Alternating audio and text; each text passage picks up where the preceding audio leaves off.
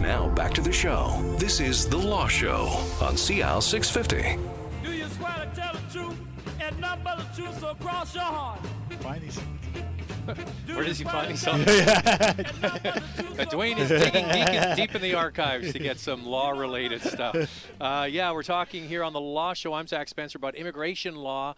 Gordon Maynard and Rudy Kisher are here from MKS in downtown Vancouver, specialists in this and I guess in the Citizenship Act and all the other things that come into play with people coming across the border. So employer compliance. Now, I mentioned this before. So in your firm, this has got to be a big part of what you do. So are you getting more of dealing with the companies that are pulling people in, or people wanting to draw themselves in? I mean, a good chunk of our work is working with the employer. I mean, we do both. We have a personal services side, but a good chunk of our work is working for employers. So we've helped them get what's called the labor market impact assessment. So we've gone to the government and we've shown them that there's a shortage out here, and then we help them get the work permit for the employer to come in. And what kind of categories is there a shortage of? Because this might be a good lesson for people listening, for their children and grandchildren to get into. I mean, are there areas in our economy where there's just not enough of people? Well, yeah, there's ongoing. We've had ongoing shortage. For example, in the food service industry, it's hard to get cooks and chefs. Right? Really? Yeah, people do not want to work sort of on the weekends, and right? Evenings, after the evenings, it's tough. You're on your feet the entire time, right? It's hot, hard work, and it's generally work that unfortunately Canadians seem not want to do, which I think is very sad, because it's something, this is getting way off topic, but you take a look at our education system. We have 20% of people don't graduate from high school at the age of 18. If we were training there's those people, jobs out there.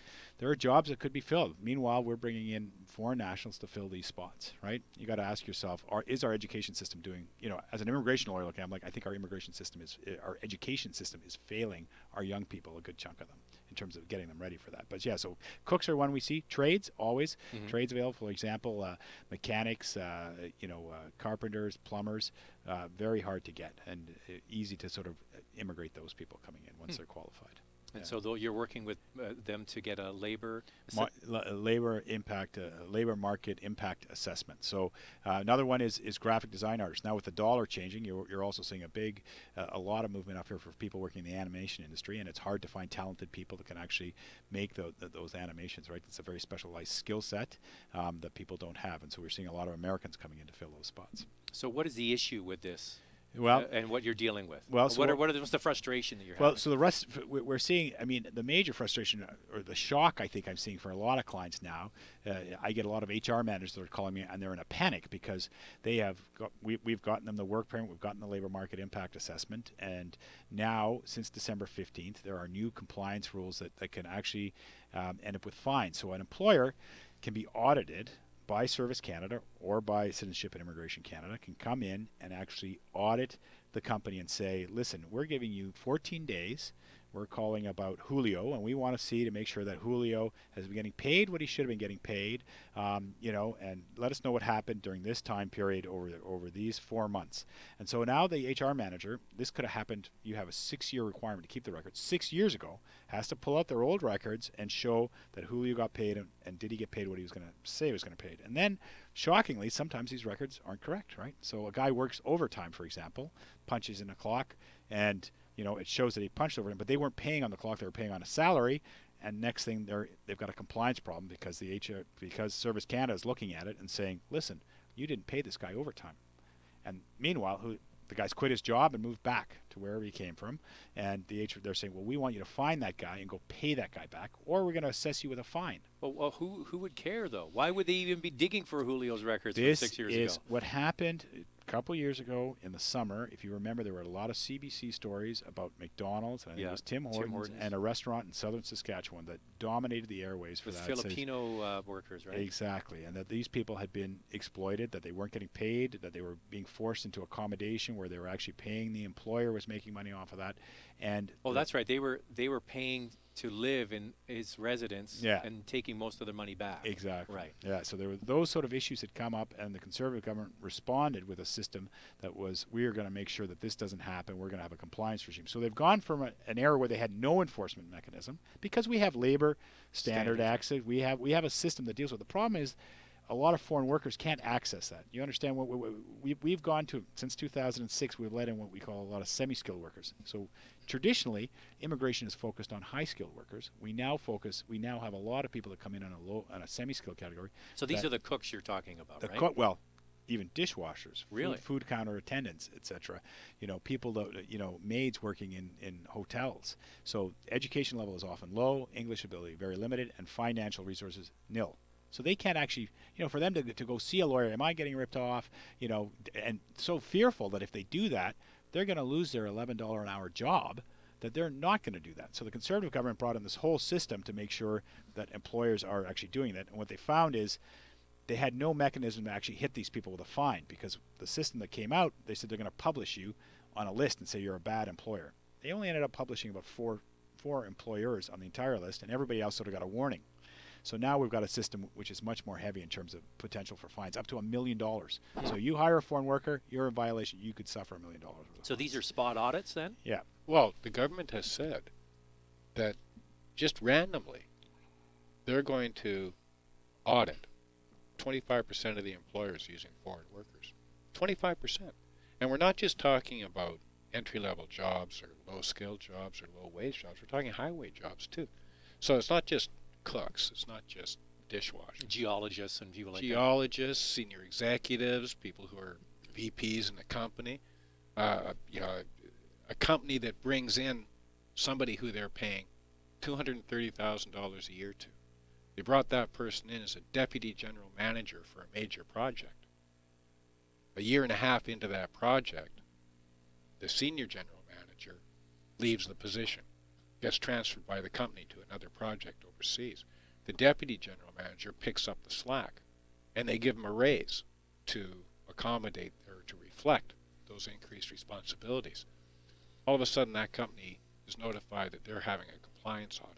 So because the guy gets a raise and a better job, he's out of compliance? He's actually doing the same job. His job said that he would act as the deputy, alternate to the general manager. But now they're in compliance audit because they're not paying him the salary that was written down on the piece of paper earlier. I have a question for you. Just like while you're in that audit situation, any other applications that you have in process within the LMIA program, or for any worker for that matter, are put on hold. And this compliance audit can take months. So there's serious issues impacting the employers on this. So does government ever have common sense with these things? Can you, I know, Rudy, you're laughing, but like, okay, guy's making big money, he's a deputy, he gets promoted to be the director. Does anybody just look at this and go, well, that's a win for him, that's a win for you? Okay, they don't, there seems to be absolutely no common sense. Why we would be auditing a company that's paying, so I have he's paying taxes. He's paying $140,000 a year, and we're going to audit to make sure he was protected. I'm like, why am I spending my tax as a taxpayer to make sure a guy that's making $140,000, well-educated, needs protection from the Canadian government? It makes absolutely no sense. Why they didn't set a limit and say, listen, we're only going to audit people that are making less than $40,000 or $30,000. Pick your number. Or people who are vulnerable. People who are vulnerable. Like make it. Somebody who's making $140,000, they're here because they think they're getting a better deal and they can negotiate their own contract and take care of their own rights. I, the Canadian taxpayer, don't need to be paying for that. But that's what we're doing. So common sense doesn't factor in. No, not at all. And I'll give you another example of how blind the system can be and how hurtful it can be. Dealing with an employer who has a pretty large contingent of foreign workers just because of the nature of the business they do, just because of the nature of the business. They had to make applications to get new labor market impact assessments because in 6 months a number of these work permits were expiring and they needed to either replace or extend those workers. They did their advertising. They put in the application. A week after the application went in, they get notified that they're now selected for a compliance review. And the compliance review is being done by an officer in Saskatchewan. Right. This employer is in BC. They're sent documents. They're told, do this, this, this, this, and this. Show us that you're complying with this particular worker. So they did. They put together the documents. They mailed it out. That was the last we heard from that officer in Saskatchewan. When you try and contact that office in Saskatchewan, you're told, we're all busy. You'll just have to wait. Are they all on the refugee file?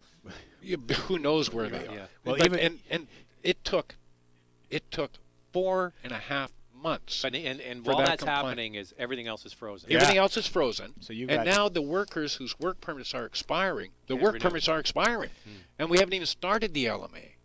And then you say, can I send you this information by email? No, we don't take email. Right. Well, can you send it by Registered courier? a letter? That's it. Yeah. That's the only. So they don't take a fax. They won't take a phone call, and they want everything in a written That's to keep format. Canada Post in business. Come on. Exactly. Now, these are the problems. Carrier pigeons next is what they got to want. These are the problems with employer compliance as it relates to LMIAs. LMIAs were the target of the compliance regime, but there's a whole other set of workers out there, foreign workers, who aren't LMIA workers. They're what's called International Mobility Program. We're talking about working holiday work permits. We're talking about intercompany transferees. We're talking about NAFTA and other free trade agreements where professionals can come into Canada. These are all LMIA exempt. I'll give you an example. Someone's vice president in America at Procter & Gamble. Exactly. And they're going to come to be the president of Procter & Gamble Canada. Exactly. Or Pepsi or whoever right, it is. exactly. That's the kind of person. Yeah. So these are not LMIA work permits. These have always been exempted from LMIAs. But the government wanted to have a compliance regime for them as well. Well, So- let's find out what that is All right. when we come back next on CL 650.